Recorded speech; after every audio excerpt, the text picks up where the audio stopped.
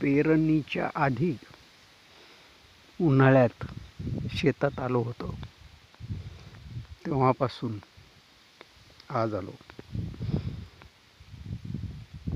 तब्येत थोडीशी कमी जास्त राहत गेली, त्याच्यामुळे शेताकडे येणे झाले नाही. सोयाबीनचं पावसानं नुकसान झालं. असं टेकड्यावरचं जे सोयाबीन आहे ते हातीला गेलं.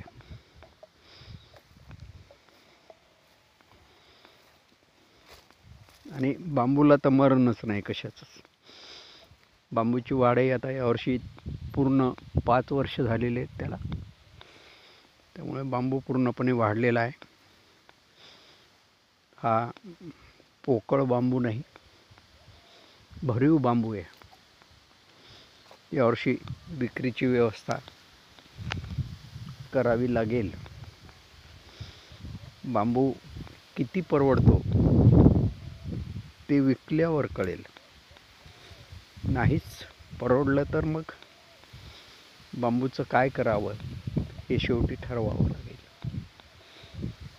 हळद यावर्षी चांगली आहे.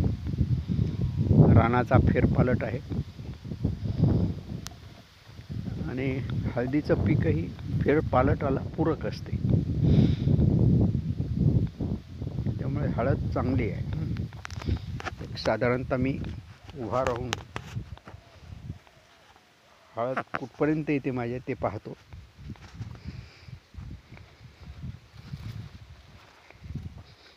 निश्चितच इथे